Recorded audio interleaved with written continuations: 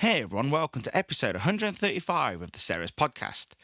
As you know, we've taken a little break as there's been so much happening, but we decided if we're going to come back, we're going to make a few tweaks. So we have made some additions to the Sarah's podcast. In this episode, we have a little bit of fun whilst being serious with a new format.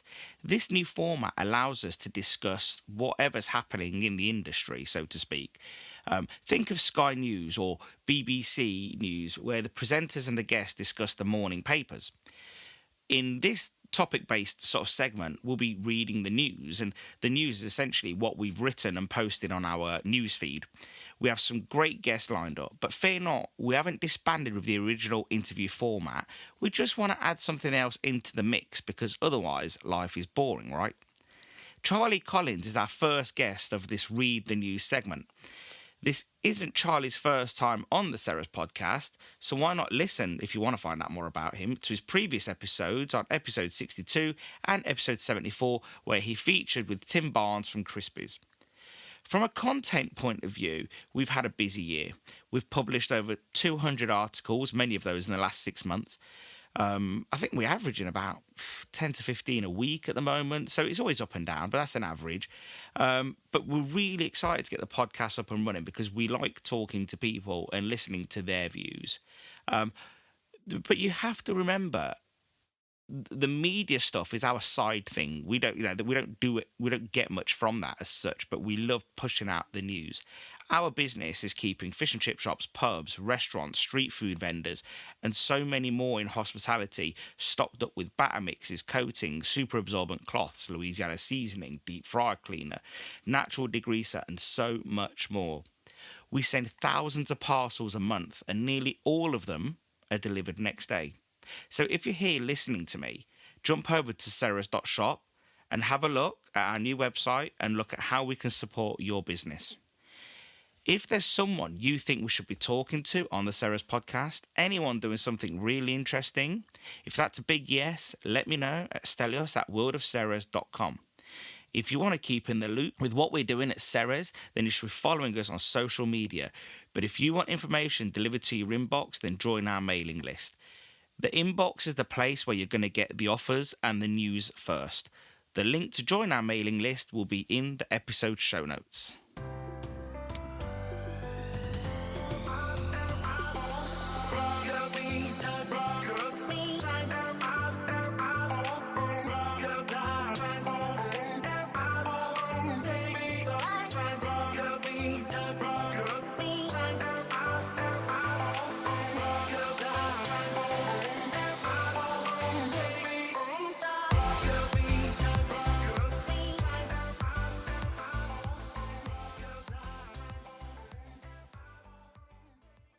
Charlie, welcome to the Sarah's podcast.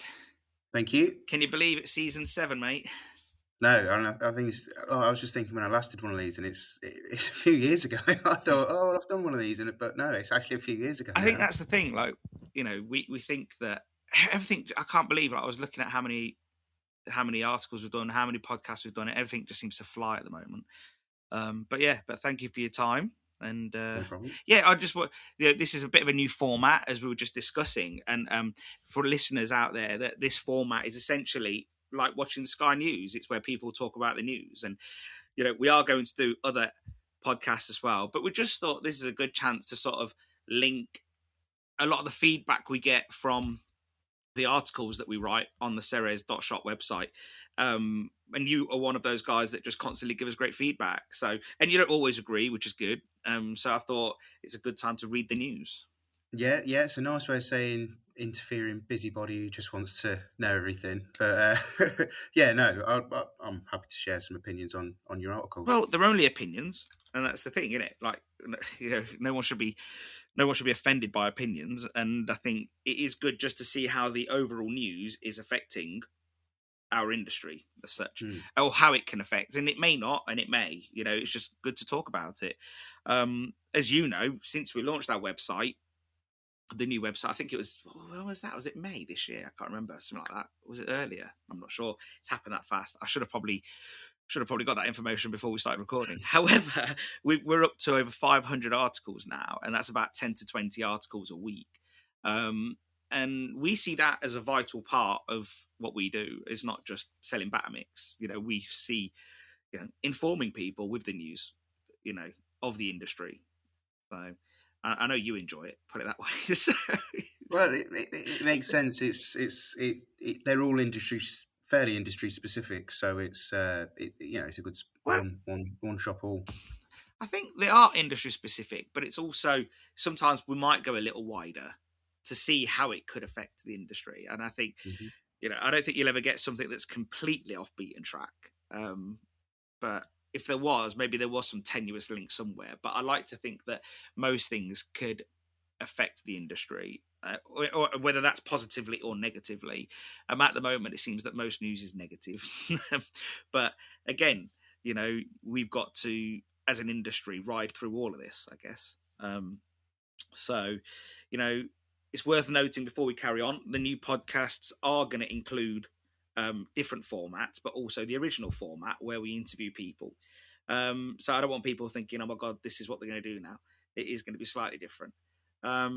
So Charlie, on to the first article you chose, which was potatoes. So the dreaded potato harvest. Yes. So the article overview is essentially that the potato harvest for UK and Europe 2023 has been challenging because of that dreaded weather, storms and rainfalls, and basically, I think the main part was there was an early summer drought, which then, from what I understand from farmers that I've spoken to, the early summer drought creates this hardness in the ground, and then the heavy rainfall creates what you'd imagine very soggy ground, but initially a lot of runoff because the ground's hard, and then it goes really soggy, which means they can't get all of their crops out in time.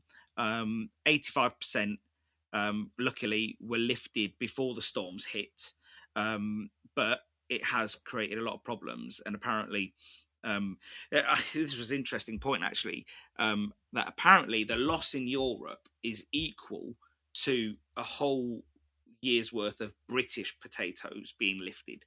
So quite significant. What's your thoughts on this, Charlie? Well, I think we're in for a tough year, but not necessarily because of the quality of the potatoes or a shortage of potatoes. From what I heard, the potatoes were good. They grew well. Obviously, the rain has made it difficult to lift, but I do think the shortage in Europe is going to be the big problem because farmers can drive the price up and know they've got a fallback on the European market. So they're going to hold on to their spuds as long as they can because they know they've got that fallback. And regardless of whether we want them or not, they will be making a profit this year, which, everyone needs to make a profit. That's perfectly fine. However, I'd like them to not be as expensive as last year. And realistically, they shouldn't be as expensive as last year because the crop is better. We've not had a huge drought. All the potatoes are a good size. There's a lot of good spuds around. But I do feel as though they might be artificially inflated in price, even though a lot of farmers aren't going to be bothered to send them to Europe. It's a lot of hassle. A lot will, but the vast majority want to sell them in England, but will drive up the price because they would say, well, the Belgium, we can sell them in Belgium, we can sell them in Holland. They wouldn't do that because it's too much hassle for 95% of them. But we will unfortunately suffer for that over here. I want to push back on the one word that you chose, which is push up prices, and then the other word, which was there was a series of words, and then the other word, which was artificially. So you think that farmers would artificially push them up? Are you suggesting that? Because, and I'm not knocking you here, because I'm just trying to pass it out a bit. Because if there's a market that actually wants them, they're not doing anything artificially. There's just a market that wants them, isn't it? Do you get what I mean? Well, that does make sense. However, were they going to sell that to that market in the first place? I guess for the vast majority, probably not. Well, I guess you're right, yeah, but they would say we could. And, and the only thing that's stopping them is probably, I'd say, some new Brexit controls, which are a bit stressful. They have to fill out a bit of paperwork, but they could argue we could sell them there and we want a high price. I'm trying to be devil's advocate here. Do you know what I mean? The thing is, at the end of the day, their job is to get the best price that they can. Yeah. And our job is to push them as hard as they can on that price. Yeah. and somewhere in the middle, it's going to work for everyone. And I just hope that this year we're not on the wrong side of it. So, in your mind, would you think that, you know, the farmers are playing you here a bit? You think they're pissing in your pocket and telling you it's raining just to get a better price? Slightly, Yeah. yes, yes. If I'm being totally honest, and I'm probably going to get a lot of stick for that. And Well, you also might get a well, lot of support for that too. You may, yeah, yeah. well, You know, I think that's how the average. When I speak to people, that's how the average chip shop owners feel. Is that the year before it was too dry. This year it's too wet. I mean, it feels like every year there's something that's causing us well, but problems. weather does change, I guess. Yeah, but we just want a fair price year round. That's the Okay, so thing. one question I've got here: what price becomes too much, and what price do you think? Because you just mentioned fair price, I'm just going straight into Mhm. that question. What price do you think would suit everybody? Farmers, fish and chip shops, merchants. What give an indication on a 25 kilo bag of spuds. Okay, so this year I expected to pay between £10 and £13 year round, and it's not so much the price; it's the huge fluctuation. Um, and at the start of the year, we were being offered contract prices, and the weather looked good, so it seemed like a bit of a rough deal. And now it seems about like the contract price would have been about right. But then, even speaking to the merchants this year, they didn't really know. They were umming and ahhing about what sort of contract prices to give out because I feel like the last couple of years they've been stung, so they may be trying to recoup some of that back. Um, and I mean, they can call me out on it and say that I'm completely wrong and this, that, and the other. But it does feel like every year there is an issue at the moment. Well, I think there's always going to be someone that knows a bit more, and this isn't we are talking opinions here, not fact. And I think we will get a potato farmer on that knows his stuff at some point, because it would be interesting to have that point of view. So if it was £10 to £13, so let's say it was a tenner, or let's say it's 11, all year round, everyone did a contract. You think that would please everybody? Well, it won't please everyone, but yeah, I feel like everyone sort of wanted £10 this year. Yeah. I think that's what, and the contracts would come in between £11.50 and £13, and everyone was sort of holding out, thinking we could see sub 10 on a sack of spuds this year, and it just doesn't. That's not going to happen. But yeah, that anything around the £10 mark at the moment, I think is great. We were getting £7 to £8 a few years ago, so £10 I think is what most owners would generally be acceptable. So one argument from the other camp, which is the growing side and the farming side and the merchant side, is that last year potatoes hit. What was the price? What did they hit last year, Charlie? I think the word. I know I didn't do too bad. Apparently, at £25 a sack. So, I know some people were 30 plus. So lots of it people got adjusted. crazy. Lots of people last year adjusted the prices for that, and when they came down, nobody's adjusted that back downwards. So you can sort of see how, like from the other side, it's like, well, you've adjusted your price and now you've got a cheaper potato, so you should be making more bank. Hopefully everyone is making more profit, because it was a tough year when they were £25 a bag and more. But the thing is, most shops didn't. They took it as a short time frame that a ridiculous price was at. So, like, I think I can't even remember what I put, but I think I put 25p on a bag of chips, and I was aiming for next year's price. I accepted the loss of I think I'm £3 for a 14-ounce chips now, and that was based on that. I thought I would get £10 to £12 the next year, not on the £25 to £30 a sack this year. And that's what's going to be interesting at the end of the season, to see how much truth there is at this section of the year and to how that follows through. What are we going to be paying in April, May, June? Will they have sent them to Europe or not? Yeah, well, truth is, like, I think farmers do play it hard. Like that, they've got a lot of fixed costs, and I think, could you argue they whinge a little bit? Yeah, my warehouse is, as it's on a farm. If the weather changes slightly by 1 degree, he's going to moan about it. And I think because they've got so many fixed costs, they get pretty stressed about everything. But it is high investment, high reward, I would imagine. They're moving a lot of tons, Yeah, and in all fairness, I have to appreciate this year that volume is down in shops across the board. From what you hear, is the vast majority of shops are moving less spuds than they were because a lot of us regulated our portions, we increased our prices, our volume went down. That is a common story that I'm hearing. So you can sort of appreciate that the farmer might have to drift his price up slightly to counter that. to factor in that. Yeah. Yeah, I guess we don't see that. You know, if you're a big potato merchant, not a farmer for a moment, if you're used to delivering, I don't know, an 18 tonner to a certain area every once a week, let's say, I was going to say every week, but yeah, once a week, and all of a sudden that Arctic's going out, not Arctic, sorry, 18 tonners going out a little bit less full. You know, that's going to cost. Well, That's going to it has cost. a big knock on. If every shop has 5 sacks less, Yeah. it's going to make a big difference to the merchant and Yeah. to the farmer. Yeah. No, I agree with you. So it's a tough one. Whatever you say, it is a real tough one because, but I guess because here's where it gets contentious, I think, because fish and chip shops, it's in the name to some degree. Probably the biggest product they sell is chips. I think every customer is coming in and having a bag of chips. I think that goes without saying. Well, they're our most important supplier, and that's why we're always at loggerheads, because we need them and they need us, and they are the most important supplier. Would you say everyone has chips? So more important than fish in your mind? Yes, well, because there's for me, there's so many variations in potatoes. Yeah. Whereas a lot of especially the frozen at sea vessels now, there's not a huge amount between them. Mm-hmm. Now, quality-wise, a lot of very, very, very good vessels. I think you'd be hard took to if you opened up 3 boxes and I could perhaps tell you if they're Icelandic or Faroese or Norwegian. But if you showed me 3 Icelandic vessels, I think I'd be pretty hard pushed to tell you which is which. Yeah. Whereas spuds, one week to the next, you can have great spuds and very, very average spuds. Mm.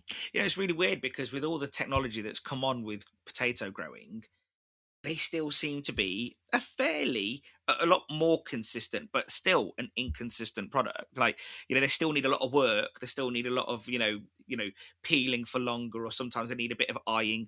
But then I remember years ago when I think everyone was using King Edward's and Maris Piper, they needed a lot of work. So maybe it's just absence makes the heart grow fonder. You just forget about the old days when, things were actually harder.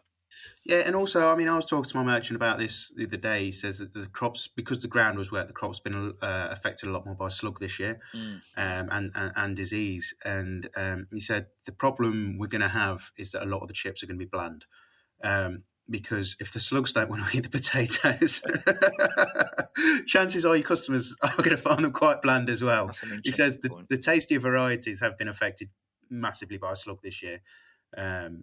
So that's going to be another interesting one. From February onwards, we might be frying a very dry marquee, but there might not be much work on it, and it might be a great fry colour. But for customers, they like taste. Yeah, well, who doesn't? Yeah, exactly. Oh yeah. No, and one last point is: did you see on the fish and chip groups? Did you see the farmers and the chip shop owners going at it? Oh yeah. I'd imagine I'll have a couple message me after this as well. Yeah. Well, I think it is really important to have a good relationship with your potato supplier, whether it's a farmer or a merchant. I think that times like this, you need to, if things get tight, you need to make sure you're a good payer. I think that is really important. We saw that when it came to fish, and the price of fish were going through the roof. If you're a good payer, you're, I don't mean not fussy, but if you're willing to accept a certain situation and you pay on time. Yeah, I mean, it's a regular conversation. Me and my merchant, we're in contact once or twice a week, and it's, he sends me samples, we try them, and he says, well, these ones will be a good fry colour, but there's a bit of extra work, or these ones won't last out of water, but they taste fantastic. And we're flexible, and he'll say, well, okay, these ones are £13 and you won't have to do anything. Peel them and chip them and they'll be amazing. But these ones, if you want a bit of margin, they're £11.50. There's a bit of slugging and a bit of work, but if you put in the work, they'll be a fantastic chip. And that, you've got to have the flexibility if you want the good price. Yeah, no, exactly. And then how can you, if we flip this onto the customer facing problem, you to your customers, how can you carry on being great value, like to the customer who always wants to buy chips? Well, I think you've got to offer multiple portion sizes at what they want. You have to go towards customer demand here now. Customers are always going to want as much as they can for as little as they can.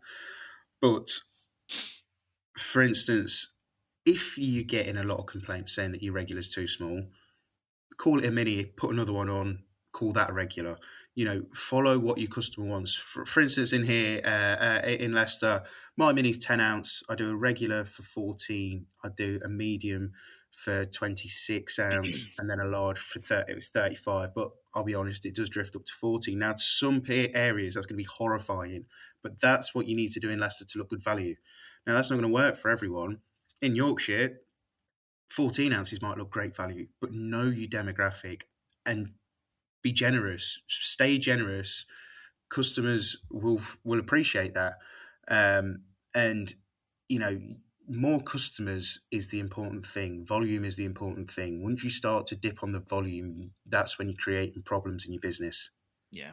Well, one of the good things, an interesting take I saw on this last year when potatoes went a bit crazy was Stelios, what he did, and he did like a short-term a short-term sort of surcharge essentially, and he said to his customers, well explained it. I think Alistair is genius in the way he talks to his customers. I really do. Like, he doesn't talk down to them, talks to them about what's going on. And a lot of them were very supportive, about a surcharge that was short term. And I think, true to his word, he did drop back down, I think, once. So I think that there is a key of communicating with your customers, and trying to explain, look, here's what's going on. We don't want to put up prices. I'm not a big fan of telling customers about price increases in businesses, because I think it just brings more negativity. But well, also what Alistair did, which was clever, was he turned it into a marketing opportunity. yeah, It was, I'm going to do this. Please help me, but I will help you in the future. I do all these deals. I do all these things in my shop to try and be the best that I can. But we are not going to find it easy these next couple of months. We need your help. We need your customer loyalty, and we'll reciprocate that by lowering the price again. And I think, I mean, it's difficult to tell. You'd have to ask him, but I think his customers would have appreciated that, or appreciated the honesty. have you So have you ever heard the saying, "Never let a crisis go to waste"? yeah, And exactly. that's exactly what he did. Like, he utilized it, turned it around, and his customers thanked him for it. And I think, for me, that was just smart, personally. So I think, yeah, it's interesting. One thing I'd find, as the supply dries up a little bit, how would the difference be between people that are buying dirty potatoes like you, as in original dirty potatoes in paper sacks, and you'd probably have 6 or 7 different varieties to choose from. And if the market gets tight, probably 2, maybe 3, and it's Mhm. almost get what you're given to some degree. And then if you're buying pre-prep chips, where you've only got one variety to really choose from, and it is literally get what you're given, like, which side do you foresee any problems on that side? Well, yeah, and we've got friends that have potentially struggled a few weeks, and for me, the importance this year is to keep the quality up, because everyone buys chips. Yeah, Everyone is a chip customer. Not everyone's a fish customer. Not everyone is a sausage customer, but everyone is a chip customer. So you can't take that risk. Bad chips is business affecting. Um, and that's what you get judged on. You get judged on your chips. So if the pre-prepped aren't right, peel your own. If you're peeling your own, but the pre-prepped are better, use the prepped. If you can't guarantee, but you need that consistency. Chips are the most important asset we have as a fish and chip shop. That is what gets people through the door. yeah. I think it's important. I think that's really important because, like you say, it is fish and chips. Although it should be chips and fish, I really do believe that most people would be selling more chips all day long. And we've seen it in the shops that our sausages have more or less doubled in the last year, and our fish has remained the same, if not decreased a little bit. Fish volume is probably down, and I think that's across the country. Most people would agree that fish volume down, and the cheaper items, your fish cakes, your sausages, your bits and bobs, they're up, and they're up significantly. So people, but everyone's still having the same chips. Everyone is still having chips. That has not changed, and it will not change. So this year, if we are going to encounter problems, that's the thing you really need to get consistency on. So too. Interesting point. Anything else we need to cover on the whole potato situation?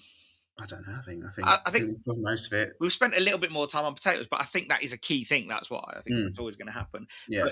But the next topic you wanted to talk about was tax-free shopping. Now, how do you think this affects fish and chips, or your thoughts around it? So essentially, the article we wrote about was the UK government is reconsidering the reinstatement of tax-free shopping, so duty-free, for tourists, as this means it will boost the country's tourism and hospitality industries. Apparently, tourism is good, but it's still 9% below pre-pandemic levels. Why did you choose this article, and why do you think it's relevant?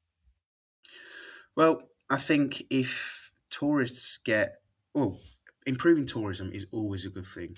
If we are down on tourists from pre-COVID levels, which the article says we are, then we need to get that back up. I think as a country, that is so important. They come and they spend money. Um, this isn't just someone, maybe popping to the seaside for an afternoon. If they're coming from abroad to England, they are here to spend money, and we need to. And if they're not doing that, we need to make it easier and incentivize them more to do that. And obviously, with fish and chip shops, there's a lot of fish and chip shops in tourist locations, and I think with the poor weather they had this summer, they didn't have as good of year as they may have previously.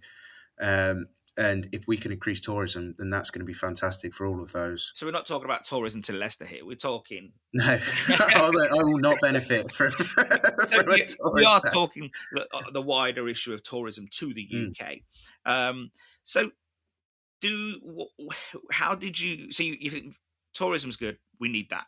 Um, what's your thoughts on them lowering VAT just for that? Then would you say zero VAT for the tourist, or 10% VAT, or just I don't know? What's your suggestion there?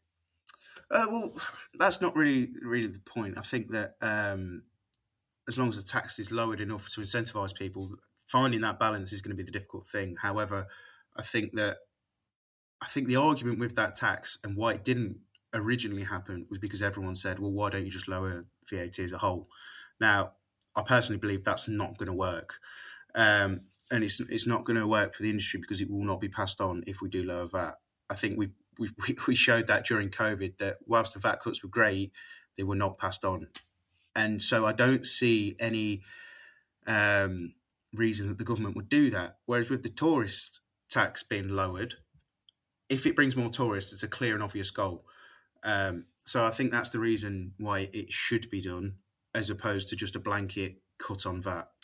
So, so, so you don't see any forward movement on lower VAT, in your personal opinion? I don't think it'll happen, and I can see the reasons why it wouldn't happen Give us a reason. for fish and chips. So you take fish and chips as a meal; it's not healthy. We can try; it may be healthier than other things, but it is not healthy. So why would the government cut a tax on fish and chips or hospitality as a whole? Most eating out is not healthy. Um, why would the government cut a tax on that when there's not going to be a gain? If anything, if people start eating more fish and chips, there's going to be a problem for the government. So as much as I'd love it to happen, I just can't see it ever happening. So I think we need to look past that and look for different options. I think it's fair to say that reform, some form of reform, is needed. But I also agree with the fact that this country has a huge obesity pandemic, and it's been here for a long time. Some areas are worse than others. So if you then, let's say, removed VAT or lowered VAT on hot food, takeaways, hospitality, etc., and let's also assume that all of those businesses reduce their prices to reflect that, that would also have a knock-on effect, which means people would essentially eat out more, which then essentially could make them more obese. So, and I don't just mean fish and chips. I mean all Yeah, food. which I'd love. If everyone was eating out more, that's fantastic for Yeah, me. It's fantastic for everyone who's probably listening to this podcast. But if we're being realistic, it's never going to happen. That tax cut is not coming, and I'm not holding out for it. no. Well, you've got to plan your business in the reality, haven't you? Really, you can't Mm. think of what's going to happen one day. I think I do think one of the things that probably needs to happen, for obesity, is stop calling chocolate and crisps and crap like that food. That's not food. That should not Mm. be classed as a food, like, because it's just not. And that could probably have a different VAT rate, in my opinion, higher than food. And then I think I'd probably argue also that all of out of home food should have VAT on it. Well, and I think that's the reform we should be Yeah, pushing for yeah. is making the system simpler, Hmm. and making it across all food. And that should be the argument: is that give the consumer the choice, and we should all be taxed fairly on it. Yeah, I'd love to see a lower VAT rate if it's also spread out to a sandwich at Tesco, because I'm not being funny. If I gave you £4 to make a sandwich at home, Wow. imagine that sandwich. Like, I reckon you'd be out for the count at lunchtime. You wouldn't be able to Mm. get up off the sofa. It'd be a huge sandwich. So it is a luxury when everyone, I mean everybody, there isn't a person on this planet that can't make a simple ham and cheese sandwich or whatever it is. So to then go buy that same thing from the supermarket, I'm not even talking about Greg's and Subway yet.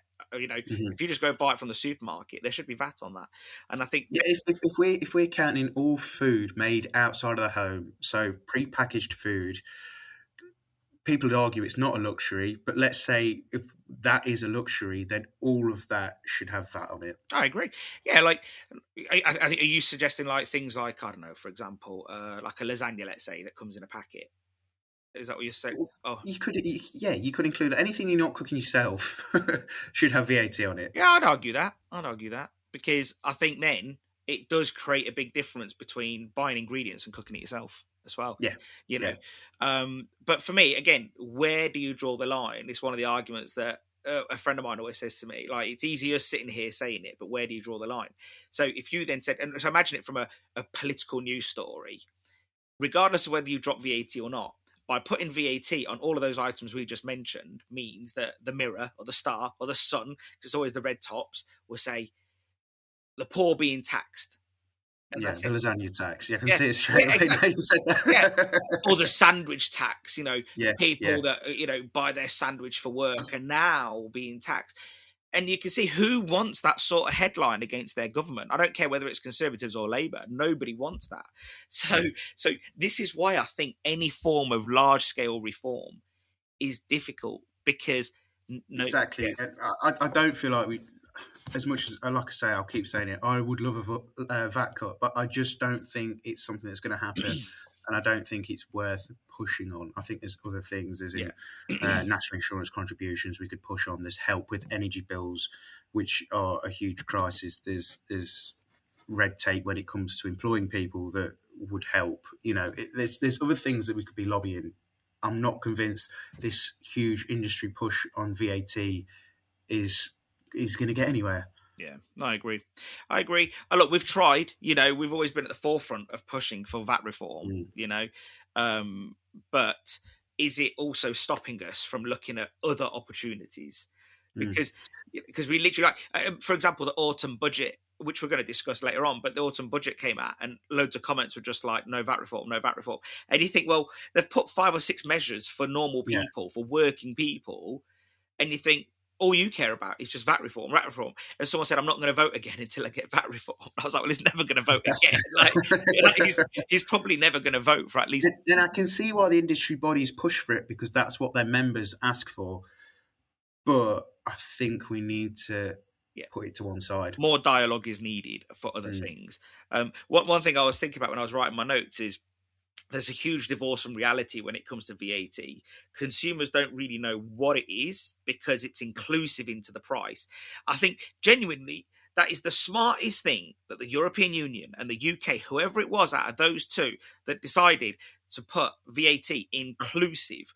If you mm, go to America, you've been to America and Canada, yeah. the sales tax, the GST, the general sales tax, or the federal sales tax, whatever it is, it's on top of the price. So when you go to a store and you're walking around, you see things, you buy it, but that's not the price you pay at the till. When you get to the No, till, and the big thing with that is if it even moves by 0.5%, they go mad. there is Yeah, outrage, absolute yeah, outrage, because they know about it. yeah, because Because they know about it. they know. Whereas in England and in the UK, our customers do not know about VAT. No. They just pay what they pay. Yeah. So I think, so let's say Florida's got an 8% sales tax. So if something costs £10, you get $10, you get to the till, it's actually +8. So people know, they know when they're doing their shopping, they're factoring all this in. Whereas over here, they don't know. You could put it, and I do recommend that people put it on their menus. They put it everywhere, that all the prices include VAT at 20%, so they know. But I still think customers either don't understand it or switch off because they don't want to understand it. They don't need to And they understand it. don't need to understand it. This is the big thing, because it's included. It doesn't affect them. They just care about getting from A to B. Yeah. They just want their meal. They want to eat it, and they want to pay whatever price they have to. Yeah. And they don't want to. They want to pay as little as possible as they can. They want to feel like they're getting good value. Now, they don't care that 20% goes to the government. That's just something that has to happen. That's the business's problem as far as they're concerned, and they're right. That is our problem. Yeah. But it makes it difficult to remain value for money when the tax is so high. But like I said, I think it's either a happy accident or a stroke of genius. Whoever figured out having it inclusive just makes complete sense. I suspect, I'm not 100% sure, but I read something that said that it was the European Union, when UK entered it, said this is how you should have it. I'm not 100% sure. It's speculation to some degree because I can't remember the source of that. So I don't want to reignite old wounds here. So it is just whether that's true. I'll probably find out, or someone's going to listen to this and tell me. So, but also the government, they only see it as one thing, and that's a tax on the consumer. It's a luxury tax on the consumer. So, and then you've got the chip shops and hospitality businesses that see it as a business tax, because they see it as it's based on turnover. So there is a huge schism here where, there's such a disagreement about one policy. So how can you ever have reform when all the parties involved don't agree on it? Like I said, consumer doesn't really know it exists and doesn't care if they do know. Fish and chip shops, hospitality businesses think it's a tax on them. And the government know it's a consumer tax. So which is the problem, because if they were to cut VAT tomorrow, no one would pass it on. And I can also guarantee, and that's the problem for the government, is that so the government want votes. We all know that. Yeah, that's power. That's the driving force. If they reduced VAT and all the prices across the board reduced, their voters will be happier. But it's not going to happen. Like, no one will pass it on. Not to say no one. Some people might, or we might do more offers or stuff. But the pass on will not be obvious. So voters will not think, oh, they've cut the VAT, we're going to vote. Yeah, and I think this is the problem. Like, it is the fundamental problem is that everyone's basically said if VAT is reduced, they would not pass it on. So, because that means that they're treating it like a business tax, not a consumer tax. But I can guarantee you, if the government dropped VAT, your customers would now also know. Yeah. Yes, all of a sudden, now all of a sudden there's an incentive for them to understand what VAT is. So that would put you in a bit of a pickle. A few years ago, Charlie, it might have been before your time. Sorry to make you feel really young and me really old, but there was a government. I think it was an NFFF campaign with, I can't remember the company. And they wanted to get any back VAT sort of retrospectively dropped. And I think back then someone said to me, well, you can't, because VAT needs to go back all the way to the consumer. Yeah. And you don't know who bought fish and chips over that 2-year period. So again, I think there is a fundamental difference between what all these different parties think VAT is. And the problem is as well, I think a lot of hospitality owners don't really understand how it works as well. I don't think they necessarily always understand what they can claim back on or how to include it in their prices. You see a lot of the times add 20%. Well, you don't add 20%. Well, you do add 20%, but then it's 16.6p in a pound. That's the key figure here. But a lot of people don't know that. They just see 20%. Yeah. And I think a lot of people use it as cash flow, which is obviously helpful to some degree, but then it becomes relied on. We've all done it. Like, we're not alone here. You have it for that long that it does feel like your money.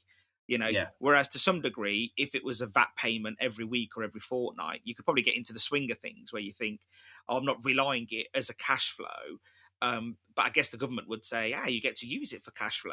So but you do whatever you say. If you've got 30 grand in your account and then every 2 months and 3 quarters you need to think about offloading it, it probably feels like a bit of a burden, And I've picked the figure out. Yeah, there. I'm not suggesting that's anybody's. That could be anybody's. So yeah, I could see the swings and roundabouts, but there is ways to manage it, and also the amount of people I see that are new to the industry that literally don't understand that VAT applies to hot food, and then all of a sudden, it took me a couple of years when I first took over the shop. When I had my first shop, I registered for VAT, lifted the turnover, registered for VAT, and it took a while for me to get my head into gear. And that's a common story. I think one of the things I always say to people that are very new to the business is gear your menu up for being registered, because, and I think this is the other thing, HMRC say you shouldn't register when you cross the threshold. You should register if you know you're going to cross the threshold. And now, for obvious reasons, people don't. I get it, but they should. Their accountant or bookkeeper should tell them to. But if you start the business with your prices, including the VAT, or at least factored in, then when you hit that point in 6 months' time or 7 months or 8 months time, whatever it is, or when you hit your 82,000, I think it is, then you shouldn't be in a panic thinking, oh no, I've got to put my prices up, and then you've got a squeeze going on.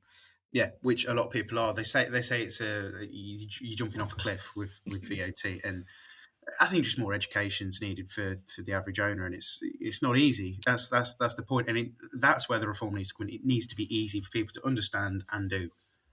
I agree. Well, another topic covered. Well done, man. It's always going to be contentious, and we'll get someone else that will pick VAT on the next one, and no doubt they'll sell us we're wrong. So I think it is that's always going to be a contentious issue. So your next topic was KFC teams up with Uber Direct. Article overview: KFC UK and Ireland have partnered with Uber Direct to enhance its delivery services. This collaboration integrates Uber Eats technology, Courier Network into the KFC delivery app, offering customers a convenient ordering experience. And this comes off the back of Deliveroo and KFC separating and going their own ways, much to Deliveroo's upset. Obviously, this article will be linked on the show notes. So, Charlie, why do you think this one's important? Well, I think this article is important because I believe the aggregators are going to play a bigger and bigger and bigger part as the next few years go on. They're already huge. The volume that they do is absolutely ridiculous, and the fact that KFC has gone directly with Uber is interesting because I know a lot of people will have had the same issue. Is recently Just Eat have had huge problems. Now I know KFC weren't with Just Eat themselves; they were just with Deliveroo and they might have been with Just Eat. I'm not sure, but different aggregators are having different problems at the moment, and there seems to be a huge driver shortage. Every area is struggling, and delivery times are getting longer, and service seems to be getting worse. But the volume on them seems to be increasing.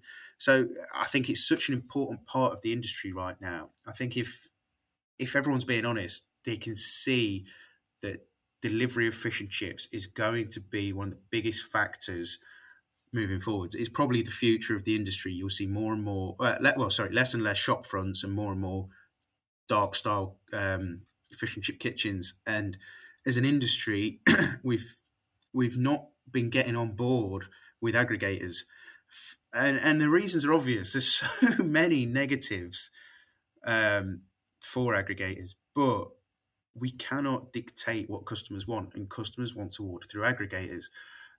So I just thought the article would be interesting because it needs discussing how aggregators are going to affect the industry going forward. So I think one question I wanted to ask you, and I know the answer, but others may not. Do you trust the likes of Just Eat, Deliveroo, and Uber Eats with your business? I don't necessarily trust them with it, but I feel that they are very necessary at the moment. We tried to set up our own delivery. At one of the shops, we still do our own delivery, but just on a Thursday, Friday, Saturday. because we just couldn't get the volume off of the aggregators. We were sending out letters, sending out discount codes, sending out every possible trick in the book that you could possibly have mentioned, emails, the whole lot, social media posts, and they just were not budging. So at one shop, we've completely got rid of our own delivery aspect, and we were having massive problems with delivery drivers, vehicle reliability, um, staff reliability, and it was just problem after problem. We had one of the drivers get mugged. Um, for me, it was easier to trust the aggregators and let them do it.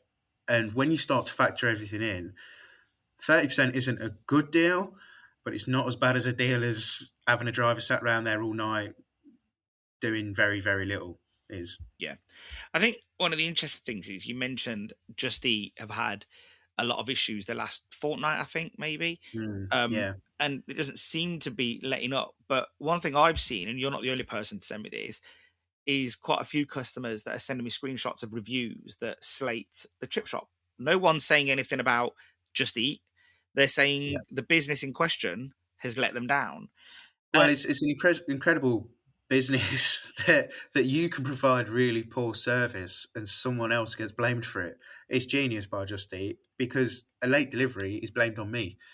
A cold food is blamed on me when I have no control whether the driver's got it. He could put it on the top of his roof on a roof rack for all I know. The order they put it in bags, but then sometimes they don't come in bags. Sometimes they say the bag's still in the car, and insisting on them to behave in a certain way, they're not your employees, is a fast way to get poor delivery times, is to upset the Uber, Just Eat, and delivery drivers. Well, I was at a shop last week, when I texted you afterwards, and the guy comes in to collect the Just Eat order. No, I think it was whatever it was, delivery, whatever. And he come in without a bag, and the shop owner goes, "Oh, can you go get the bag, please?" And you said to me that is going to result in him basically just getting no drivers, or if he's seen this finicky, then they're not going to like that, and they're not going to. Yeah, there's a lot of drivers, and they've got a lot of orders they can do. That they're all pretty busy. They're all in a rush. So, They want to get in and out. so from a rider point of view, I'm guessing they want to get as many. We're thinking of their motivation. They want to get as many orders done within the hour. They want to pack in as many as possible. So if you're sending them back to inconvenience them to go get a bag or whatever, they're just going to be like, "Oh, you know what? I'm going to go somewhere else because they're going to give me the orders and I'm going to go." Like, so yeah, I sort of see the issue. I was in McDonald's the other day, and I think I sent you a video or a photo, and McDonald's have started putting this almost like a sleeve over the bag, whereas before it was three lots of labels, and now it's a proper sleeve that goes over the whole bag. And I guess it's to stop riders from pinching food. We've had it. We've had riders pinching food, pinching sauces. That's the little pots of sauces. If we put a pot of sauce, of ketchup or chili sauce or garlic mayo in, oh, it's a miracle if it makes it there. Oh, really? Like, that's the first thing people are complaining about is missing items. Well, it's because the riders are pinching the sauces. You can see it, can't you, as a rider? So, Oh, I've got a bit of free ketchup here. I'll save myself a bit of money. Or cans of pop. They'll have drank the can of pop before it's got to the customer. And we often sometimes get complaints. And you've put it in the bag. I've got the CCTV that I've put it in the bag. But the driver's got thirsty on the way to the customer. I guess what's mine is yours, and what's mine is mine. So I think so if we look forward a little bit, we're going to touch on this topic later on, but in the near future, the government is clamping down on immigration, and it's making, well, they've been saying that for years, but they've made some moves, let's say, and they're making gig economy employers, so the likes of Just Eat, Deliveroo, and all them lot, pass on wage information to HMRC, and they're making it harder for riders to swap accounts. I didn't realize this was a big problem. So let's say legit rider Bob, yeah, decides he wants to rent his account, giving his phone or account details to another guy who is either, or a woman who's either too young or shouldn't be in the UK, and they basically just give that guy £100 for the use. Imagine like pan renting or building renting, and that's what they're doing. And now that's going to be apparently stomped out. I don't know how easy that is. So that's, well, it's a massive problem. You see drivers coming with 3 or 4 phones, and they call it multi-apping, and they'll take a Just Eat delivery and Deliveroo delivery and an Uber delivery all to different locations. When the algorithm of the aggregator is set up so that they're efficient and the food should get there hot. But by the time they've all delivered the Just Eat one, then delivered their delivery one, and then delivered their Uber one, well, the food's cold and you get complaints on the last one. And that is a huge issue. So the fact that they're clamping down on that is brilliant. And obviously, the fact that they're having to report their income to HMRC is a good thing, but it's going to cause problems because we're going to see a massive shortage in riders on something that there was already a massive shortage on, coupled with the fact that they're clamping down on the immigration. We're going to see huge shortfalls in riders, and it's going to become more difficult. And I think that's probably why KFC have gone, right, we're only going with Uber. We'll pay you a certain price, but you do us a bloody good job. And we won't have that luxury as small restaurants. Well, I think also what you're going to see is a price increase. I think if the market gets tight, that where it's 30%, there might have to be 35%. And can the business model, your business model, shall I say, can it take any more of that? Customers, again, just like VAT, casually either don't know about aggregator charges or look the other way. Yeah, either they want to know and don't really do anything about it, or they look the other way. Well, again, it comes to the fact that they blame the restaurant. Yeah, exactly. Which is which is incredible. Yeah. They know it's more expensive, but they blame us for charging them. And even though, so if they order £20, say our food in shop would be £8, so we'd charge an £11-12 on the aggregator, and then they've got a service charge which can be anywhere from 99p to £3, and then a delivery charge which can be anywhere from £2.50 to £6. But they forget about the £8 that's spent on the service charge and that, and they just concentrate on what they spent on the food, and they see it all as an overall package that the restaurant has charged them, and not Uber. So it's a genius business model for them, but it causes problems. In some ways, when I see this, I must think the economy is doing better than we think. Because if people have got this money to spend whilst they're sitting at home playing the Xbox, I've just massively overgeneralized here. But if you've got that money to spend on more expensive food from the shop and more expensive food because you bought it through an aggregator, so 2 extra costs there, that's 50% more, let's say, rather than saying, you know what, I'm just going to walk down to Frydales or Bob's Chippy and I'm going to get it myself. And like, it's crazy, but the demand is there. It is there. It knows it's there. It is there. And even when you've got millions of businesses on aggregators, it seems to haven't have slowed down. And I think, I don't know. One crucial question: if you sold both Frydales tomorrow and started again in God knows where, would you use an aggregator, or would you say I'm starting fresh and going the long way? I'd use an aggregator. You would. Every day of the week. What would it take you not to use an aggregator? What's your line in the sand? And easy access to delivery drivers. Yeah. That is the problem. They do, like, the delivery can be a problem, but they're there. They turn up every day without fail. The staff burden is less, and we all know that is the most difficult thing at the moment, is staffing your shops consistently to a higher standard. And they not necessarily to a high standard, but they give you staff there turning up, and you make profit on every order because they only turn up when there's an order, and you only pay when there's an order. Whereas if you have a driver and he's not busy, they're sat there idling, just burning money. But also, if you get bombarded with orders, your service goes down. And if you're not, the maths don't really stack up on delivery. Whereas if you're not doubling up orders or charging an excessive delivery charge, which customers don't see the value in an excessive delivery charge, you need to do multiple orders on one journey to make it profitable. And that is extremely difficult. I've seen that. I've seen a shop that I know, and they'll do 4 deliveries per car per hour drop, yeah. per car movement, let's say. And he said, sometimes he will get a complaint on the 4th, and I guess they're in the Leicestershire villages, so they're not like Leicester, like you, I guess, like in the centre. So yeah, I would imagine that's quite. I mean, when you take a driver's wage into consideration, It's going to be around £12 now, between the £11 and £12 mark, plus VAT, because you've got to charge VAT on your delivery charge. So you're talking £5-6 an hour if you're doing one drop every 15 minutes. You can't charge £6 for delivery, for a delivery that's a mile away. People don't see the value in that, Yeah. but they will accept 10% more on your prices and a £3 delivery charge, Mm. which is an interesting way of looking at it. Mm. Well, it's interesting. Time will tell. To close this point, I'm convinced, and I might be wrong, but it's rare. Yeah. I'm yeah. Don't know about that. All right. Yeah, no, I'm convinced, genuinely convinced that what we're going to see in the near future, I'm not going to put a time frame on it, but we're going to see McDonald's.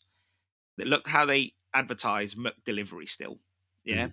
We're going to see where McDonald's drop the aggregators and slowly phase over to their own system. All the new McDonald's, as you see now, have a little room on the side saying delivery partner room, where they can sit in there in the warm. They're allowed a free drink when they're waiting. I think there's radio, there's TV in there. Don't get me wrong, it's not luxurious, but it keeps them in the dry when it's wet. Mm.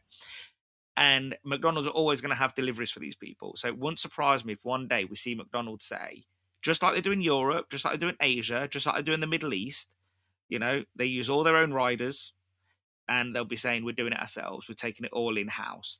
If that happens, that fundamentally changes the whole business model of Just Eat, Deliveroo and Uber, because the amount of volume that they would be getting from someone like McDonald's is incredible. Oh yeah, one McDonald's is probably worth 50, 100 chip shops. What, as in It's a just whole town's worth. What, as in one McDonald's, you mean? Yeah. Oh, yeah, I Yeah. was going to say, yeah, exactly. Yeah. One McDonald's is probably worth 50 chip shops. Yeah. And you know what's interesting? That you can eat McDonald's in a McDonald's store almost instantaneously, and it won't burn your mouth. And yet it's being delivered, and no one's really complaining that much about it. Well, they are. They are Are they? still. If you look on any of the aggregators or any of the McDonald's reviews, it's they're terrible. They're all in the threes. It's very rare you see one over 4-star rated, but they get the volume. And yet they still use it as a consumer. And fish and chip shops, because we're so on the front line, we see the reviews more. We care more, but a lot of the time, if the 99% are happy, we shouldn't worry too much. Mistakes happen, and people only comment on the mistakes. You cook 1,000 good meals. The next one you cook badly, you're going to get a 1-star review. Whereas the previous 1,000, you haven't got a 5-star review. So it swings and roundabouts. But I think consumers know that as well. I think a lot of people aren't too worried about reviews as much as they were now. Yeah, I think they sort of appreciate that they eat a lot of good meals and don't compliment, and then often do complain. Yeah, I think, look, And they have a bad one. opinions are like arseholes. Everyone's got one. Yeah, Exactly. and you just, it is what it is. Like, it's not catastrophic no more. Like, if somebody's complaining about, I don't know, what was it? It was something really funny. But if people have got it in them to complain, that was it. Someone complained that it was cold in Snowdonia, at the top of Snowdonia, there was nothing there, and I don't think it was a joke. Then you got people complaining that a car park stairwell stinks of piss on Yelp and Google and all that. Then you know what? Like, people have got too much time. They're not that serious. No. Yeah. It's, It moves fast as well. That's the it thing. does. Yeah, it's very ephemeral. What happened today is not what happens tomorrow. So, So yeah, moving on to the next topic. Last topic, I chose this one, although it's two together. And essentially it is the government raises salary threshold for foreign workers and amid immigration control efforts. And this was quite contentious because, they're saying that people won't be able to bring dependents over, which I don't really see the issue with that one straight away if you're coming over to work, and ending a policy to pay workers 20% less than a standard job rate. I didn't know that existed, if I'm honest. I had no idea that existed. And raising the minimum income for family visas to $38,000 from $26,000. And then reviewing the graduate visa scheme. And then also the autumn statement, which essentially wasn't really for business, although there was business rate relief, an extension to that. Eligible businesses can claim 75% discount, small business multiplier, but national living wage is going up by almost 10%, which is a big leap. National insurance thingy reduced. Class 2 national insurance has been reduced. No, that's been abolished. Yeah. Yeah, so this was more putting money back into people's pockets. So there was probably one or two things for business there. One of my good customers, he always used to say, I always vote Labour. I says, why? Well, aside from the fact that he was in a Labour mining town, essentially, but he says, if Labour give customers higher benefits, then those customers spend more money in my shop. It goes, so if I pay more taxes, I'm still better off because I've got customers. Now, what does that make you think? Well, in all fairness, I pretty much agree with that. I think when you look at the average customers of fish and chip shop, they come from low income households. It's a value for money meal, always has been, likely always will be. I've got a shop in the middle of a council estate, and I've got a shop in a reasonably affluent town. They all still want deals. They all still want value for money. And the difference between my village, the shop in the town and the shop in the council estate at the minute is that the shop in the council estate can't even afford to have the fish and chip treat. We've seen an increase in volume in the town shop, and I believe a big reason for that is because they've come out of the restaurants and into the takeaways, because they don't no longer want to spend 50, 60, 70 pound in a restaurant when they can spend 20 pound in a takeaway. But my shop in the council estate, they were already in the takeaway, and now they can't afford to eat out.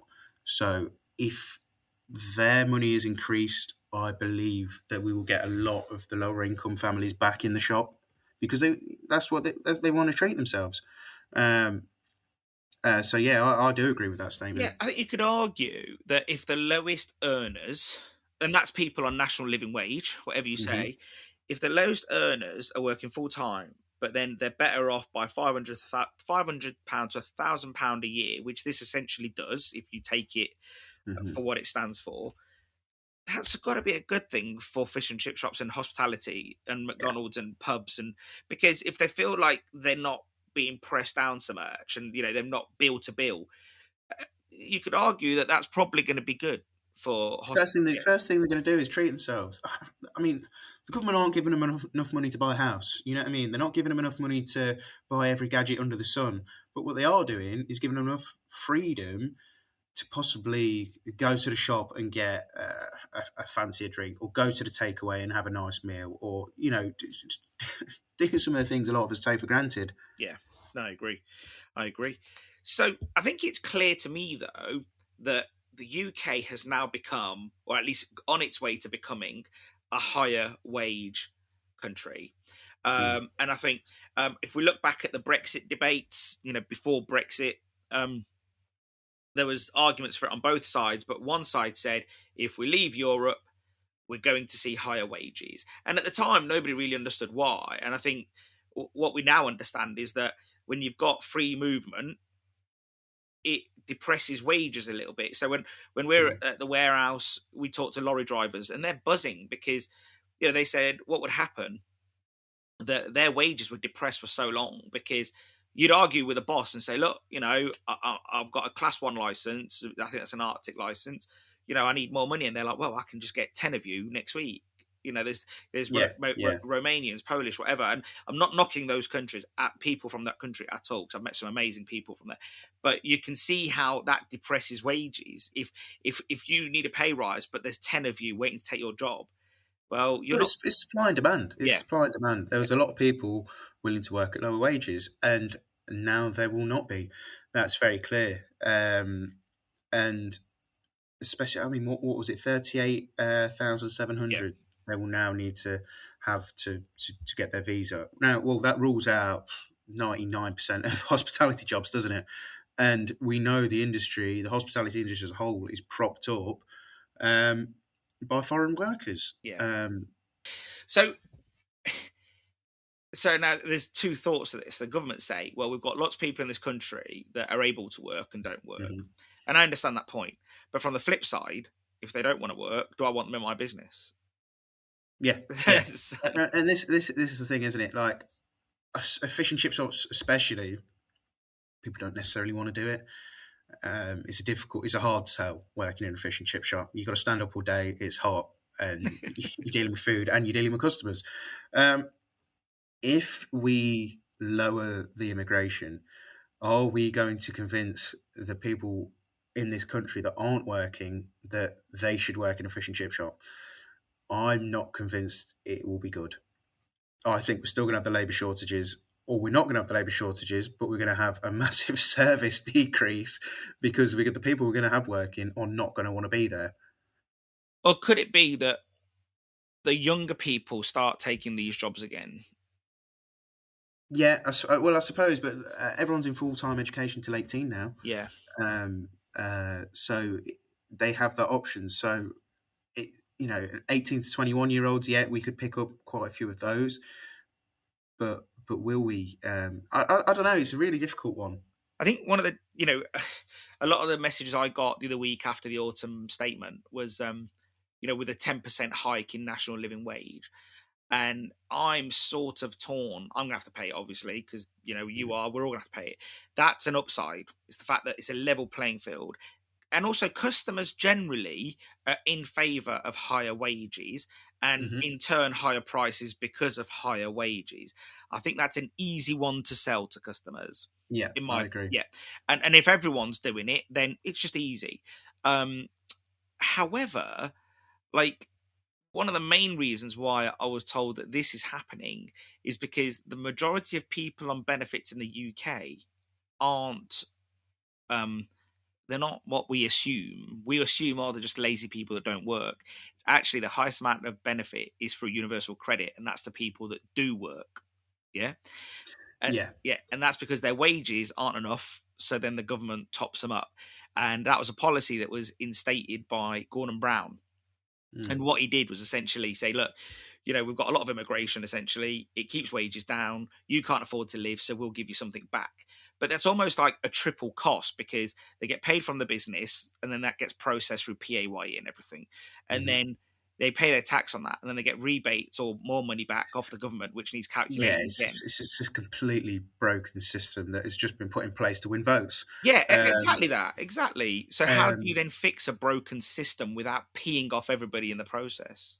Well, the fact is they're going to put the burden onto businesses, and we're going to have to pick up the shortfall and solve that problem. But the problem isn't paying people higher wages. It's the fact that it's going to be inflationary. Now, inflation's been a huge problem this last 12 months. And how on earth can we keep our prices stable if we're having to pay everyone a higher wage? Because it's not just your bottom end earners that are going to have to get a higher wage. You need to maintain that gap for everyone. And it's going to squeeze middle workers, and that's going to be unfair.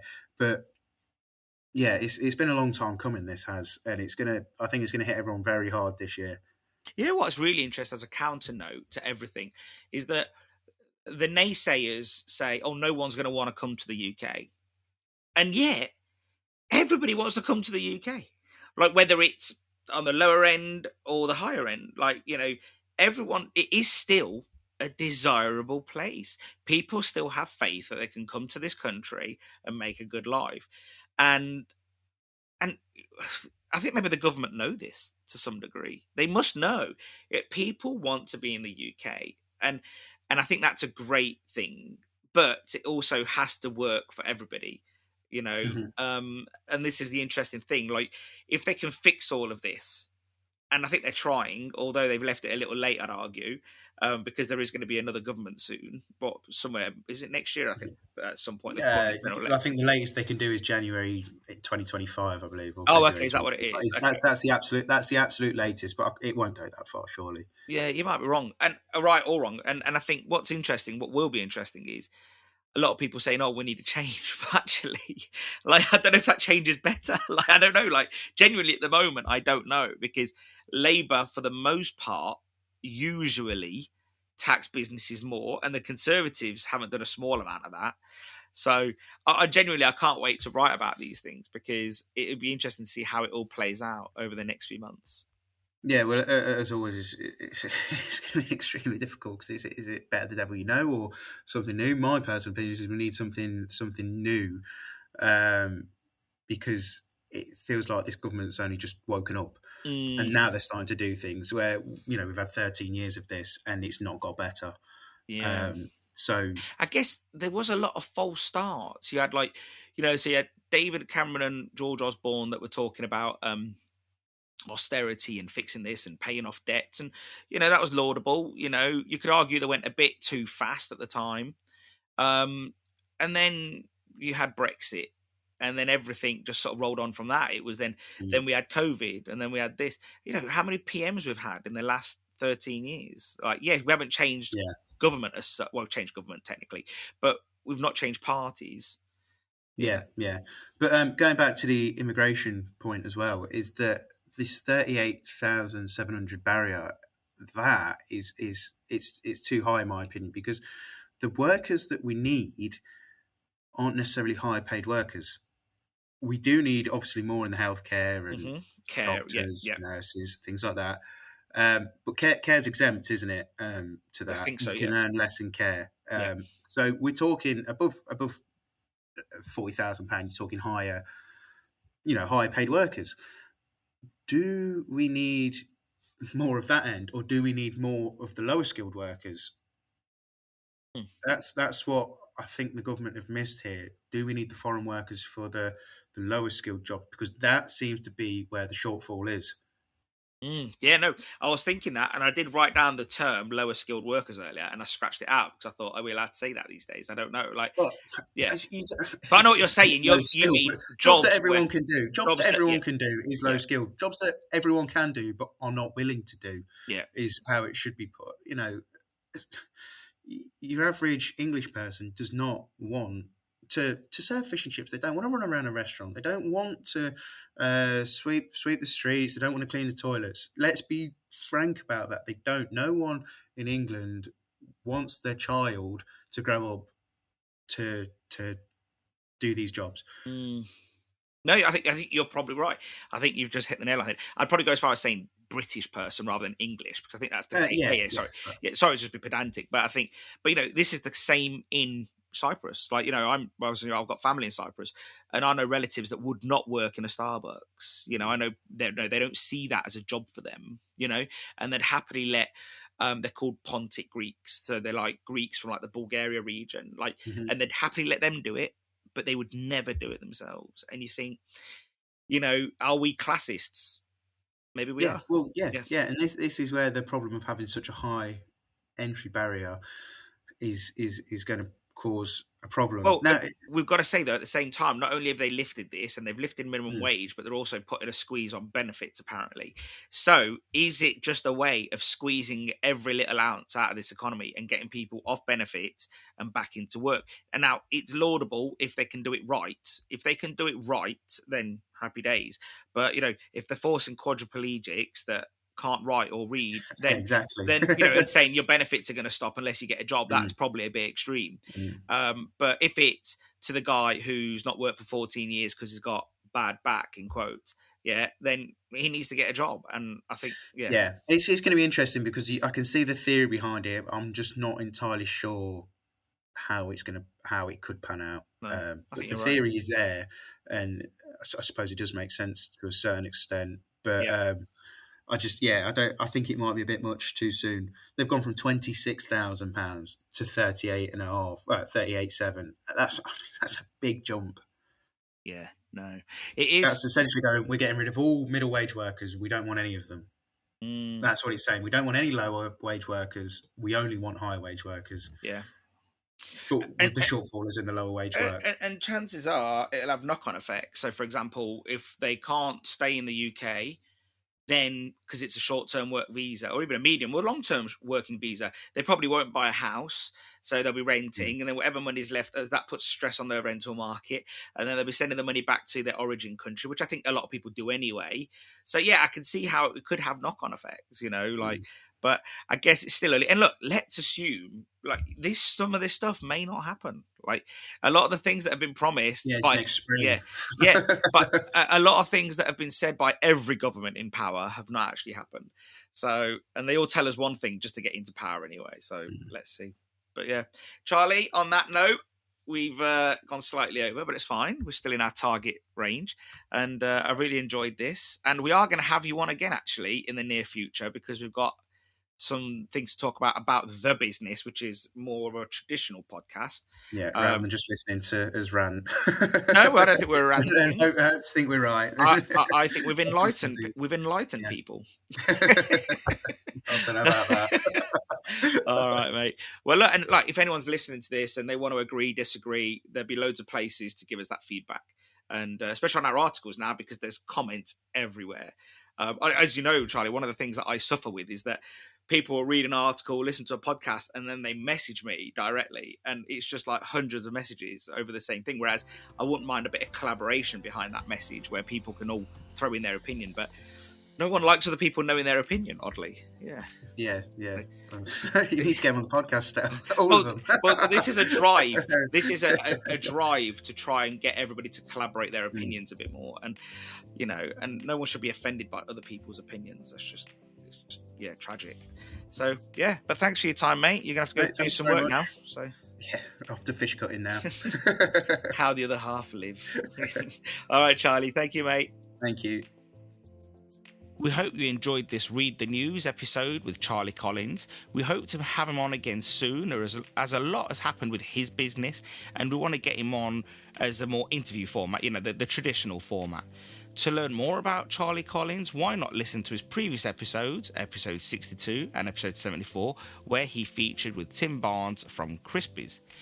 As we said before, if you want to keep in the loop with what we're doing at Ceres, then you should be following us on all the social media platforms. But to get information delivered to your inbox, then join our mailing list, and the link will be in the show notes. Be sure to share this podcast with your friends in the industry that are on social media. If you like it, then chances are they will like it too.